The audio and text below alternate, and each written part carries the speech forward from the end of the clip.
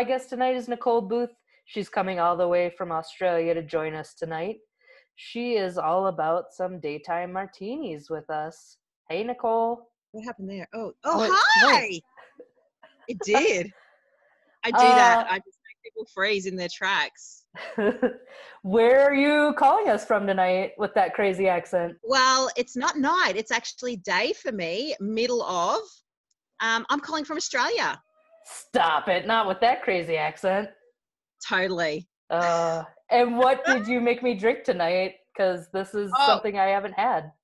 So Quarantini Time. Loving this idea, by the way. This is all over, world over favorite, I'm pretty sure, espresso martini. So 1 shot of espresso coffee, as strong as you like it. I like mine extra strong. What else? 1 shot of vodka and 1 shot of Kahlua.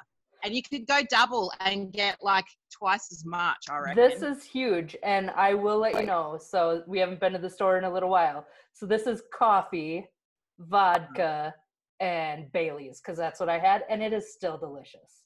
It's still good. And look, basically you get coffee and liqueur in one drink. Like, everyone wins, especially you. I do win all the time, especially because I'm talking to you. Oh, thank you. Thank you for having me. Yeah, absolutely. So what are things like down there? I'm going to say down there because I'm up here. I moved back in May, June of last year. So I've been back nearly going on 12 months now. And it's gone so fast. But, I mean, we're all going through this pandemic, obviously. And I've kind of been keeping up with what's going on in the States, but clearly I'm getting all the news is related to Australia and Australian specifics of the pandemic of COVID-19. So we're currently in New South Wales. So I don't know, probably should have put up a map. So we are in northern New South Wales, in the Northern Rivers region of New South Wales, so very far north in the state. And they've recently closed the border to Queensland, which is the most northern easterly state of Australia. And so we can't get into Queensland, and I come from Queensland, and we're literally on the border. So that makes it difficult. So I believe we're in stage 3 lockdown. So everyone is just required to stay at home. And you can leave to go to the grocery store or medical appointments, I believe, at the minute, or anything that's deemed reasonable. So it's a kind of a grey area. Yep. The government, I believe, to be able to cross the border, because we sort of straddle the border of the 2 states, you can go online and then, so a lot of people obviously live in New South Wales or vice versa, and need to travel across the border to get to work. So that's been a huge bit of a hiccup, and it's obviously a learning curve for the government as well, because we've clearly not faced this kind of crisis in our lifetime. So, besides the Spanish flu, I believe, which was about 100 years ago. So yeah, it's still a learning curve for everybody, but I think it's more the social distancing and not being able to see your friends, which is really, I think it's such a big deal when it comes to your mental health, and getting out to exercise. That is another essential thing that we can do. Like, it's deemed reasonable that you can get out for exercise. But we've been banned from obviously gathering in big groups. So the most you can have in your group now is 2 people. So yeah, it's obviously a serious thing. And if we all adhere to it, we can get this done quicker, I reckon. Yeah, you know a lot more about this being a nurse, but now you're also a stay-at-home teacher. And Exactly. That's not anything that you went to school for or know anything about. That's got to be awesome for you. I had kids so I could send them to school. And look, honestly, I'm guessing I'm not the only person who's clearly pulling their hair out when it comes to homeschooling at the minute. So it's hard work. So my husband is here and my dad. Oh, there you go. This is Laura. Hi. She's calling tomato. Oh, right, okay. Yeah, I got excited then. We're all still alive in Australia. Lucky you're not living in New York. Oh, I know. Right? It's, so if we can all just adhere to social distancing and just wash your hands, cough into your elbow.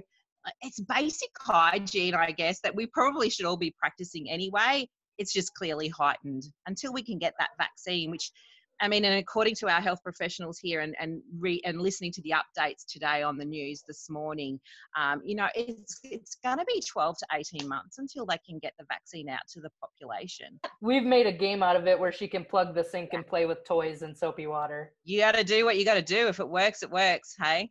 Yeah. Perfect. So Perfect. were you the one that got Tom Hanks and Rita Wilson sick? I knew you were going to ask me that. No, I don't believe that I was, because I wasn't out at Mount Warning.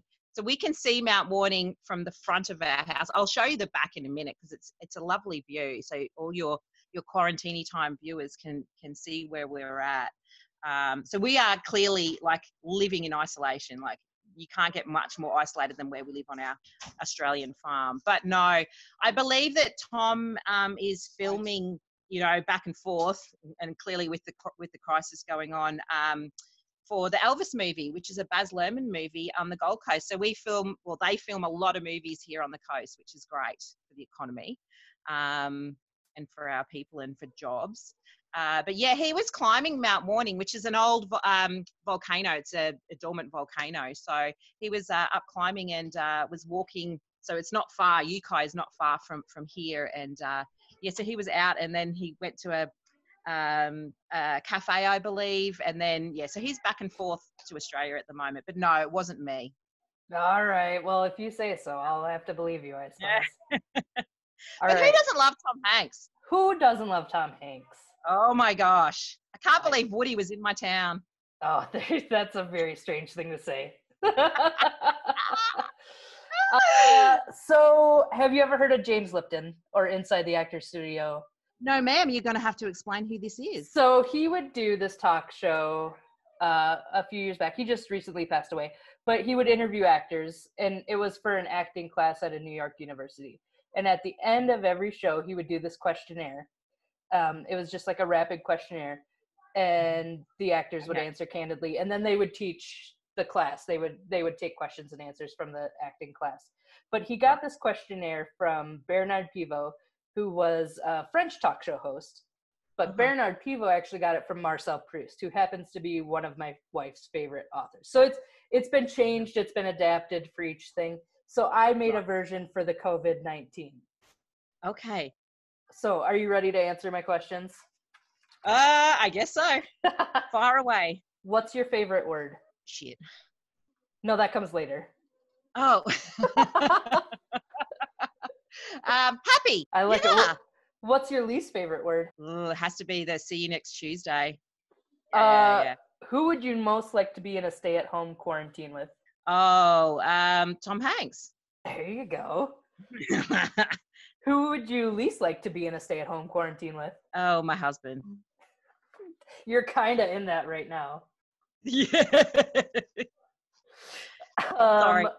What is your favorite curse word? Shit.